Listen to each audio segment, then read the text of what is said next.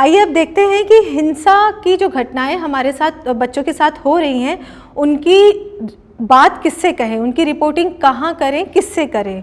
तो अब इस कड़ी में हम जानेंगे कि कौन वो व्यक्ति हैं जिनसे हम अपनी बात कह सकते हैं।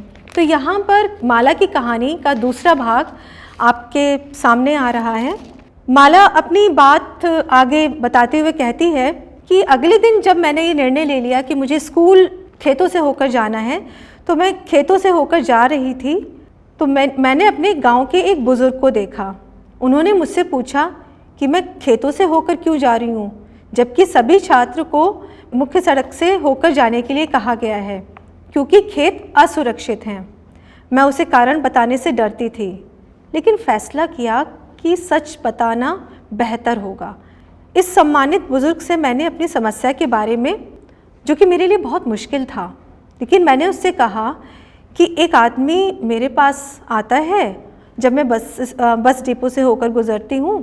गांव के उस बड़े बुज़ुर्ग व्यक्ति से कहा कि मैं डर गई थी, मैं उस आदमी से बचना चाहती थी और इसलिए मैं खेतों से होकर जा रही हूँ।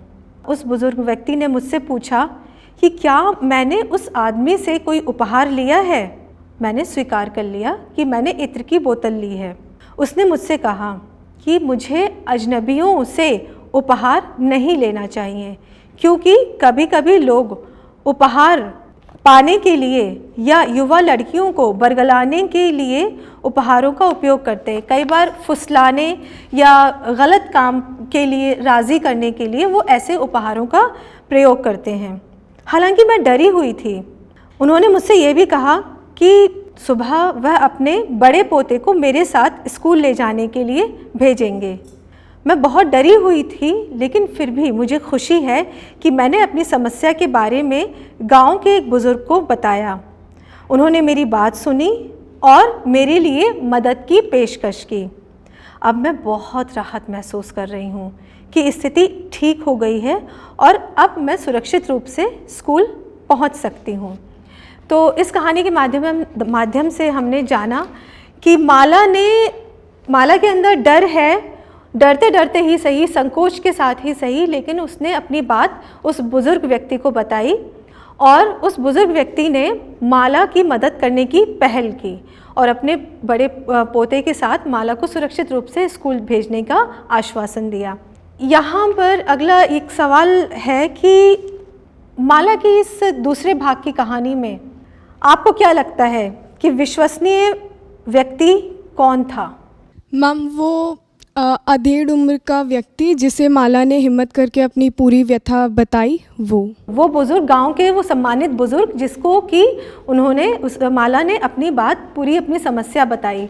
भरोसेमंद व्यक्ति के अंदर क्या गुण होने चाहिए, कैसे पहचाने कि वो भरोसेमंद है हमारे लिए, कैसे हम ये जाने कि हम अपनी समस्या किस व्यक्ति को बता सकते हैं? मैम, उसकी बोलचाल से। उसकी बोलचाल से? Yes ma'am. मैम, उसके व्यवहार से। उसके व्यवहार से, व्यक्ति के व्यवहार से भी कई बार उसके व्यक्तित्व का पता चल जाता है। मैम, जो व्यक्ति हमारी खुशियों में खुश हो वो हमारे लिए भरोसेमंद होगा, और जो हमारी परेशानियों के लिए कोई हल दे हमें, वो भी। बहुत अच्छी बात कही आपने। जो आगे बढ़कर आपकी समस्याओं का समाधान लेकर आए आपके लिए, आपकी परेशानियों को समझे और आपको सहज और सुरक्षित महसूस कराने में उसकी भूमिका हो, तो ऐसा व्यक्ति भरोसेमंद हो सकता है। अब हम कुछ बातें जानेंगे कि आखिर भरोसेमंद व्यक्ति या विश्वसनीय व्यक्ति के क्या लक्षण हैं। उन लक्षणों से हम एक व्यक्ति की पहचान कर सकते हैं जिस पर हम विश्वास कर सकें। विश्वसनीय व्यक्ति के लक्षण इस प्रकार हैं। कोई ऐसा व्यक्ति जो पता हो आपको कि अगर मदद की ज़रूरत होगी तो वो ज़रूर मदद करेंगे। पहला पॉइंट कि हमें पता है कि अगर मुझे कभी सहायता की ज़रूरत हो तो मैं उससे कहूँगा और मुझे सहायता मिलेगी। नंबर 2, जिससे वे किसी भी चीज़ के बारे में बात कर सकते हैं, ख़ास तौर पर अपनी समस्याओं के बारे में। जब बहुत डरे हुए हैं, भ्रमित हैं या असहज महसूस कर रहे हैं, तो उस अवस्था में हम एक ऐसे व्यक्ति को अपनी बात बता सकें जिनसे हम आराम से बात कर सकें।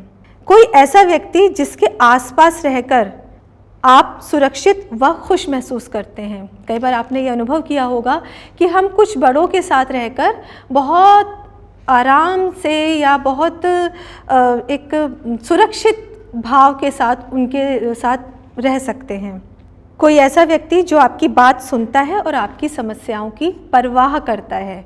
जब आप अपनी बात एक दूसरे से साझा करते हैं तो आपके लिए बहुत आसान तरीका है समझने का कि वो विश्वसनीय व्यक्ति कौन हो सकता है।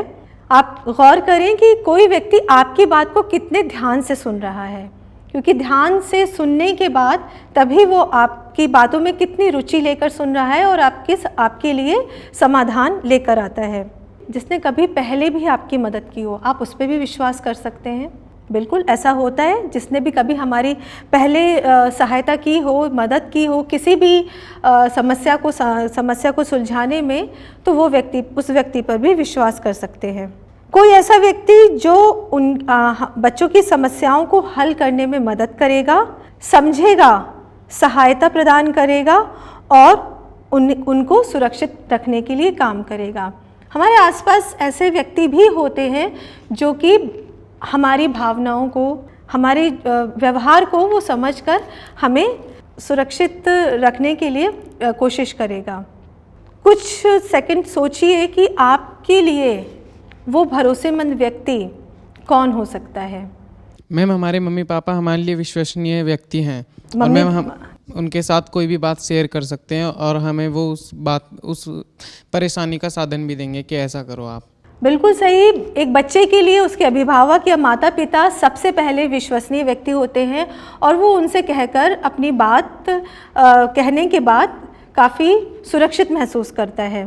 पहले तो मैम हमारे मम्मी पापा ही होंगी और मैम दूसरा हमारा कोई भी मित्र हो सकता है। मैम कोई भी मित्र हो सकता है, बिल्कुल सही बात। आपके हम उम्र का भी मित्र हो सकता है या कोई आपसे उम्र में बड़ा है और उसने कभी आपकी मदद की है, तो वो भी आपका एक विश्वसनीय या भरोसेमंद व्यक्ति आपके लिए हो सकता है। मैम, हमारे कोई अध्यापक या हमारे पड़ोस में रहने वाले कोई अंकल आंटी, कोई भी हो सकता है वो। आपके सामाजिक परिवेश में, आसपास के दायरे में जितने भी जो ऐसे लोग हैं, जैसे कि अभी इस बच्चे ने बताया कि हमारे शिक्षक भी वो भरोसेमंद इंसान हो सकते हैं, या आपके पड़ोसी में जिनको कि आपने कई बार महसूस किया हो कि ये मेरे लिए भरोसेमंद है, मैं इनको अपनी समस्या बता सकता हूँ। मैम, हमसे बड़े हमारे भाई बहन भी हमें हमारी समस्या का हल बता सकते हैं। बिल्कुल सही। हमसे बड़े भाई बहन भी हमारे लिए भरोसेमंद हो सकते हैं और वो हमारी समस्या का समाधान हमें सुझा सकते हैं। मैम, हमारे कोई भी रिश्तेदार भी मैम हो सकते हैं। रिश्तेदार भी हो सकते हैं। बिल्कुल सही है। जिनसे आपकी बातचीत होती है, आप जिनसे संपर्क में हैं, अगर भरोसेमंद व्यक्ति के जो लक्षण आपको उस इंसान के अंदर दिखते हैं तो निश्चित रूप से आप उन पर भरोसा कर सकते हैं। अब हम देखते हैं कि हिंसा की रिपोर्ट कैसे करें। जब कभी हम हिंसा का अनुभव करते हैं तो बहुत ज़रूरी है कि उसको किसी को बताएं और वहीं पर उसको रोक दें। अगर घटनाओं को रोका ना गया तो उसके गंभीर परिणाम सामने आते हैं। तो सबसे पहले, अच्छा, आप में से कोई बताना चाहेगा कि कैसे हम एक कदम उठा सकते हैं अपने विरुद्ध होने वाली ऐसी घटनाओं को रोकने के लिए? मैम, सर्वप्रथम तो हमें खुद ही इतना सक्षम होना चाहिए कि अगर हमें कोई अनकंफर्टेबल फील करा रहा है तो हम उसे आगे बढ़कर जवाब दे सके। मगर कई बार क्या होता है कि हम नहीं कर पाते, तो हमें अपने से बड़े, अपने माता पिता को घर आके अपने साथ हो रही उन चीज़ों को बताना चाहिए, क्योंकि जो भी है आगे वो कर ही लेंगे। बिल्कुल सही बात है। जब आप किसी ऐसी परिस्थिति में हैं तो सबसे पहले आपको अपने आप को मजबूत बनाते हुए उस परिस्थिति से निकलने का निर्णय खुद ही लेना है, जो कि आपके जागरूकता से या सामान्य बुद्धिशीलता से वो निर्णय आप ले सकते हैं। मैम, अगर हमें लगता है कि हमारा कोई सुनने वाला है नहीं, तो सरकार द्वारा जारी एक चाइल्ड हेल्पलाइन नंबर भी है जिसका उपयोग हम कर सकते हैं। चाइल्ड हेल्पलाइन नंबर का भी उपयोग कर सकते हैं। मुझे खुशी है कि आप बच्चे जागरूक हैं। आइए देखते हैं कि हिंसा की रिपोर्ट के लिए हमें कुछ तरीके ज़रूर अपनाने चाहिए। सबसे पहले घटनाओं का रिकॉर्ड रखें। कब, कहाँ हो रही हैं, यह आपको निश्चित रूप से अपने पास पता होना चाहिए, कहीं उसका रिकॉर्ड रखें कि अगर आपके साथ कुछ गलत हो रहा है, ताकि आप स्पष्ट रूप से बता सकें। और दूसरी वही बात फिर से कि एक विश्वसनीय वयस्क या विश्वसनीय व्यक्ति के साथ साझा करें और इसे गुप्त ना रखें, इसे बर्दाश्त भी ना करें। कई बार बच्चे किसी भी संकोच के, हर तरह के संकोच के कारण उसे छुपा लेते हैं और उस हिंसा को, उस दुर्व्यवहार को हमेशा झेलते रहते हैं, तो वो स्थिति बहुत ख़राब हो जाती है। तो इसे ना तो बर्दाश्त करें और ना ही छुपाकर केवल अपने तक सीमित ना रखें, उन्हें बताएं। कुछ और रास्ते हैं जिनको कि आप अपना सकते हैं। वयस्कों से उपहार या एहसान स्वीकार ना करें। जैसा कि माला की कहानी में हमने देखा कि एक उपहार देकर माला को फुसलाने का प्रयास किया गया था। तो कोई भी किसी भी व्यक्ति से ऐसा उपहार स्वीकार ना करें, ना कहकर अपराधियों का सामना करें। जैसा कि अभी इस बच्चे ने बताया, ना कहिए, अपने दृढ़ निश्चय द्वारा उस अपराधी का सामना करें। अपने माता पिता, परिवार को अपनी व्यस्तताओं और दिनचर्या के बारे में सूचित करें। आप दिन भर कहाँ रहते हैं, कहाँ जाते हैं और क्या क्या करते हैं, इसकी पूरी जानकारी आपके माता पिता को होनी चाहिए। ये ज़रूरी इसलिए भी है क्योंकि आप जब अपने घर के सुरक्षित परिवेश से बाहर निकलकर सार्वजनिक स्थानों पर जाते हैं या कहीं भी जाते हैं तो संभावनाएं बनी रहती हैं। तो इसलिए आप अपने माता पिता को ज़रूर बताएं। अपने माता पिता, कक्षा के दोस्तों या शिक्षकों को सूचित करें कि क्या आपके साथ स्कूल में किसी ने दुर्व्यवहार किया है। अगर स्कूल में कोई ऐसी घटना होती है तो तुरंत अपने शिक्षक को बताएं, माता पिता को बताएं, अपने सबसे पहले जो मित्र है आपका अच्छा, उसको बताएं कि आपके साथ कुछ गलत हुआ है। अगर आप हिंसा का अनुभव करते हैं तो कभी भी खुद को दोष ना दें। स्कूल काउंसलर या भरोसेमंद वयस्क से बात करें और उनसे मदद करें। जैसा कि हमने पहले भी जाना था कि खुद के अंदर अपराध बोध नहीं रखना है, अपने आप को दोषी नहीं मानना है कि मेरे साथ इसलिए ऐसा हुआ क्योंकि मैंने ऐसा काम किया था।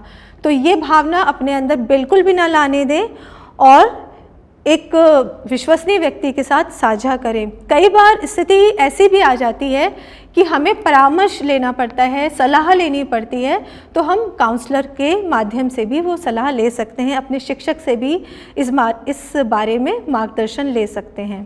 तो मुझे उम्मीद है आप सब इस सत्र से जागरूक हुए होंगे, न केवल खुद और बल्कि अपने सहपाठियों को भी सुरक्षित माहौल में उनके व्यक्तित्व विकास में सहायक होंगे। धन्यवाद।